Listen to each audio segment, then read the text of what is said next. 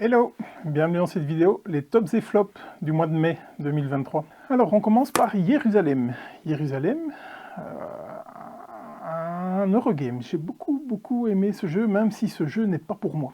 Parce que c'est quand même fort chafouin. Hein. Donc on peut vous éjecter de la place à côté du Christ. C'est super thématique. C'est déjà très thématique comme jeu.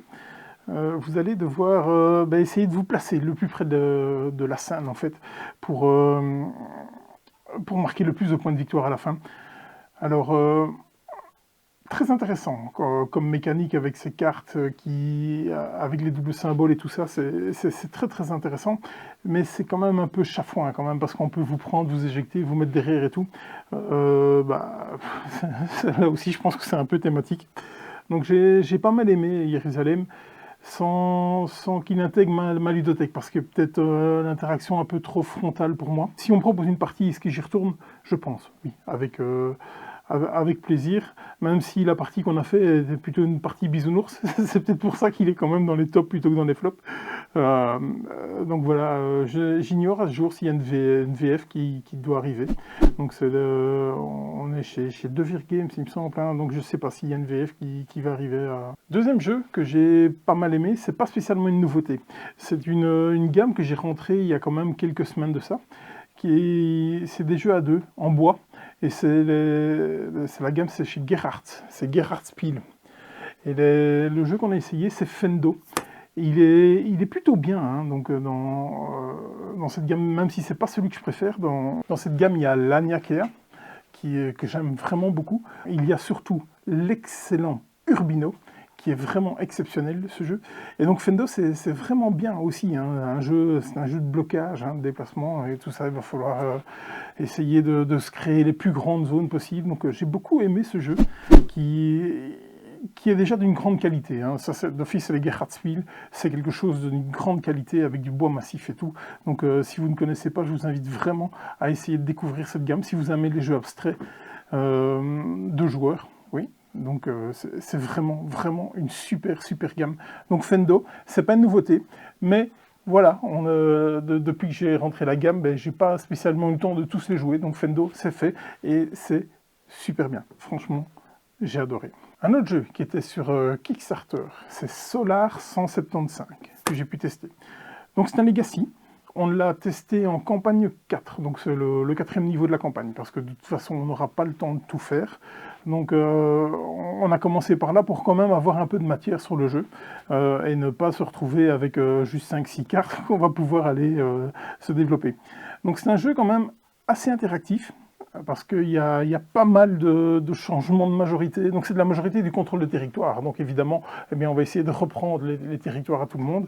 Donc ça bouge vraiment beaucoup. On est sur un jeu de backbuilding à la Orléans. Ils ne s'en cachent pas, hein, vraiment. Donc ils ont repris la mécanique d'Orléans. Orléans est un jeu que j'aime énormément. Vraiment, je l'apprécie tout particulièrement. Et donc Solar 175, j'ai beaucoup aimé ma partie. Même si au final, je pense que, en tout cas au niveau 4, on n'est pas sur quelque chose de terminé. Et donc j'aurais aimé avoir plein d'autres choses dedans, plein de finalités différentes avec ce qu'on a fait.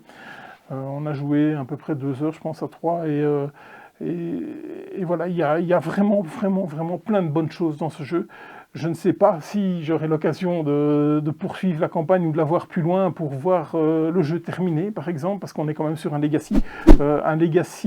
Pas destructeur, mais modificateur. Donc on va altérer le matériel, mais pas le détruire. Donc on va le modifier en collant des stickers dessus, par exemple. Il faut une place énorme pour ce jeu. Ça prend de la place énorme. Le matériel est dingue, vraiment.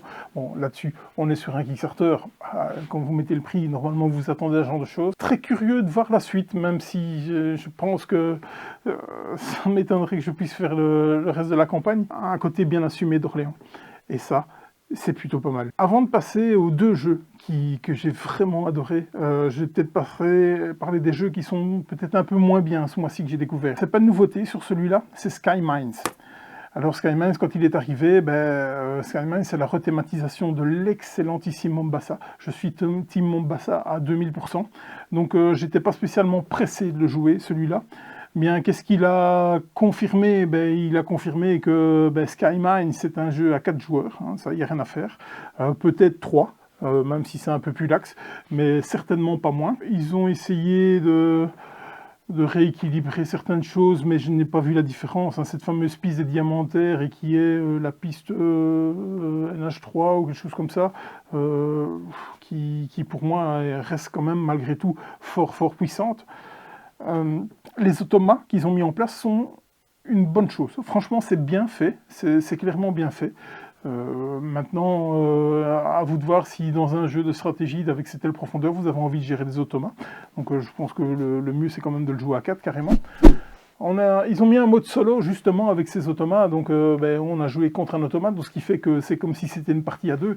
Et là, ça tient pas la route, hein. Vraiment, c'est un jeu de contrôle de territoire. Et donc, ouais, non, il y a tellement de bons jeux solo que Skymine n'en vaut pas la peine, même si le travail effectué sur l'automa est vraiment d'une belle qualité, et ça je le reconnais. Donc pour moi, je vais conserver Mombasa. Ça c'est clair, parce que je le trouve déjà nettement plus lisible que Skymines, par exemple. Donc Skymines n'a pas fait flop, parce que je m'y attendais à ce genre de choses. Team Mombasa Forever, hein, je pense, clairement. Un autre jeu que j'ai trouvé bien, mais pas tant que ça, c'est Saturn. Saturn est un jeu coopératif qui vient aussi de Kickstarter, mais les boîtes retail viennent d'arriver en boutique. Le matériel est impeccable. Impeccable. Là, franchement, j'ai joué avec une boîte retail, donc le matériel impeccable. Rien à dire là-dessus. La charte graphique, moi j'aime beaucoup, hein. Vraiment, c'est vraiment bien. Le thème est super bien aussi. Le jeu roule, hein. Franchement ça tourne super bien, c'est le cas de le dire. Il y a pas grand chose à lui reprocher, si ce n'est que pour moi il manque un peu de piquant. Et donc dans un jeu coop, voire solo, parce qu'il a très bien tourné en solo, hein, et franchement c'est nickel, mais j'ai trouvé ça un peu facile. Il manque un peu de challenge, mais malgré tout, donc c'est mitigé, mais c'est plus mitigé vers le haut que vers le bas, hein, parce que de par l'édition, de par le thème et de par la charte graphique. Ma plus grosse déception, c'est Mind Up. Mind Up, ce petit jeu de chez Ketchup, un jeu d'ambiance chez Ketchup, où j'avais lu des critiques dithyrambiques dessus, vraiment en disant ouais, il va reléguer le 6 qui prend, cette mécanique est bien plus intéressante, c'est nettement plus fun et tout. Eh ben non, non. Je suis... non, la première manche, vous allez jouer 3 manches en retournant des cartes pour essayer d'en prendre d'autres, pour faire des collections, pour marquer un certain nombre de points de victoire. Eh bien, la première manche, elle est totalement random, hein, vous contrôlez juste rien du tout, et donc vous jouez une carte, vous fermez les yeux et vous voyez ce qui vous arrive, hein. Donc c'est clairement ça. Après, la deuxième manche, ok, comme cette mécanique est quand même super intéressante, c'est que vous allez rejouer avec les cartes que vous allez collectionner. Donc ça, c'est quand même super intéressant. Vous allez plus ou moins savoir ce que les autres ont, puisque vous avez vu les cartes qui ont été prises par les autres, donc les valeurs qui sont prises. Et là, justement, j'ai lu certains avis qui disaient qu'il y avait quand même un certain contrôle là-dessus, et là, je m'interroge vraiment, parce que si on commence à compter les cartes, à compter les valeurs, à regarder ce qui se passe, est-ce qu'on est toujours dans le jeu d'ambiance? Là, je ne pense pas. Clairement, je ne pense pas. Donc, chacun y trouvera midi à sa porte. Personnellement, j'ai joué en famille, on l'a joué à 3. Ma femme et ma fille, elles ont adoré. Elles ont vraiment adoré, elles le préfèrent aussi ce qui prend. Moi, pas du tout. Clairement pas. Si vous me dites Mind Up ou 6 qui prend, je vais 10 000 fois sur 6 qui prend. Clairement. Parce qu'on a du fun. Mind Up, pour moi, est nettement moins fun. Pour un jeu d'ambiance, voilà. Est-ce que Mind Up va fonctionner? Oui, à juste titre. Il n'y a aucun problème là-dessus. Les règles sont ultra simples, les parties sont ultra courtes, c'est un peu dynamique et tout. On va peut-être se chambrer un petit peu en disant « Ah, tu m'as pris la carte » et tout ça. Donc, il va faire le taf, clairement. C'est juste que, pour moi, c'est une petite déception. Il aura un beau succès, clairement, je pense, hein, de loin. Alors, dans les 2 jeux que j'ai le plus aimé, les plus joués au mois de mai, je ne sais pas lequel j'ai vraiment le plus aimé. Parce que c'est 2 jeux qui sont très très spéciaux quand même. Allez, je vais commencer par celui-là, Unforgiven. Unforgiven, c'est sorti du chapeau de mon ami Laurent. Donc c'est un jeu à 2 joueurs qui reprend une mécanique de tir à la corde et un peu la mécanique de Seven Wonders Duel. Donc là, avec ces cartes en pyramide, avec des cartes qui sont face cachée, qui sont recouvertes par des autres et tout ça. Eh bien ce jeu, c'est une tuerie, clairement. Je pense que Seven Wonders Duel est un des meilleurs jeux à 2 joueurs qui existent. Mais je pense qu'Unforgiven est au-dessus, clairement, mais vraiment. Donc j'ai fait des pieds et des mains pour en avoir, donc j'ai acheté une boîte aux États-Unis, donc voilà, j'ai mon exemplaire, j'en suis fort content, même si c'est pas la version Kickstarter. J'ai essayé d'en avoir en boutique, la réponse pour l'instant c'est non. Ils vont bientôt relancer un Kickstarter, bientôt, je ne sais pas ce que ça veut dire chez eux. Et donc, alors à ce moment-là, on va essayer d'avoir des boîtes d'Unforgiven.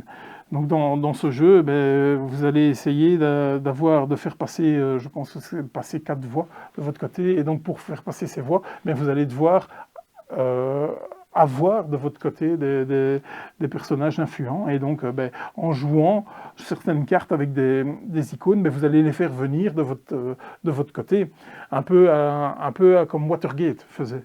Donc le très très bon Watergate. Et donc, à votre tour de jeu, vous allez devoir déjà prendre une carte. Et on est dans Seven Wonders Duel, à savoir, même si celle-là, je ne sais pas la payer, que je vais la défausser, si je prends celle-là, je vais l'ouvrir celui-là, je vais l'ouvrir celle-là. Et ce jeu est... Waouh. Là, vraiment, il est tombé, mais... une vraie bombe ludique pour moi. C'est pas un nouveau jeu. C'est très compliqué de l'avoir, donc voilà peut-être pourquoi je vais peut-être le mettre en dessous de celui qui m'a le plus plu. Celui qui m'a le plus plu au niveau du mois de mai que j'ai pu jouer, c'est Ra. Parce que Ra a été livré en version Kickstarter Deluxe. C'est pas un nouveau jeu du tout. C'est une réédition de ce jeu. Donc, parce que je pense que ce jeu a au moins 20 ans, je crois bien. Et c'est super bien. Franchement, c'est super bien. Cette mécanique d'enchère pour pouvoir récupérer toute une rivière de tuiles est juste géniale. Hein. Ça, c'est waouh, quoi. C'est un Knizia et il en a fait des centaines de jeux. Bien entendu, j'en ai pas joué des centaines de lui, mais je pense qu'on est dans son top jeu. Hein. Waouh, c'est dingue, quoi. Et comme un boulet, eh bien, je m'étais réservé une boîte, et donc un de mes clients en a demandé, et je lui ai vendu. Et donc voilà, me voilà à la recherche. C'est une boîte de rats, du coup. Mais normalement, je devrais en avoir, d'après ce que la maison d'édition m'a répondu. Ils ont encore un petit stock, leur distribution est terminée, donc peut-être que je vais en avoir. Et donc là, d'office, dès qu'il y a une boîte qui arrive, je l'ouvre. C'est un jeu, mais quelle expérience, elle est... Autour de la table, on était tous les trois à 1000% conquis, hein, je pense. Concernant l'édition de luxe, on est presque à l'écœurement. Hein. Moi, j'aime bien la déluxification. J'aime beaucoup ça. Je suis fort sensible à ça. Mais là, on est à la limite de l'écœurement. Hein. On a des trucs qui... Pourquoi ? Enfin, pourquoi avoir fait ça autant? Donc, ces énormes tuiles en acrylique avec ce jeton de déclenchement d'enchères qui est juste gigantesque. Ils ont dû abattre un arbre rien que pour faire un pion. Au niveau du graphisme, c'est Yann O'Toole. Moi, personnellement, ça m'a laissé un peu insensible, même si j'aime beaucoup ce que fait O'Toole. C'était clair, donc pas grand-chose à dire. Je pense qu'ils ont voulu garder le petit côté daté du jeu. Mais ce jeu n'a pas pris une ride, hein, quand on sait tout l'âge qu'il a. Hein. Je mettrai en incrustation la date de sortie, si j'arrive à la retrouver sur BGG. Mais je suis pratiquement sûr qu'on est avant les années 2000, hein, je pense. Donc ce jeu n'a pas pris une ride et c'est exceptionnel. On l'a joué à 3 et ça tournait comme une horloge. Hein. Vraiment, donc je pense que j'aimerais bien le jouer encore à plus pour voir ce que ça donne, vraiment, parce que cette mécanique d'enchère est juste géniale, ce déclenchement de vas-y, tu prends pas, enfin, c'est topissime. C'est vraiment les 2 meilleurs jeux que j'ai joués au mois de mai. C'est Unforgiven, qui n'est pas une nouveauté, et Ra, qui est une réédition. Là, c'était vraiment des très très beaux moments ludiques que j'ai passés avec ces jeux-là. Donc voilà, c'était les tops et flops du mois de mai, et je vous dis à bientôt. Salut.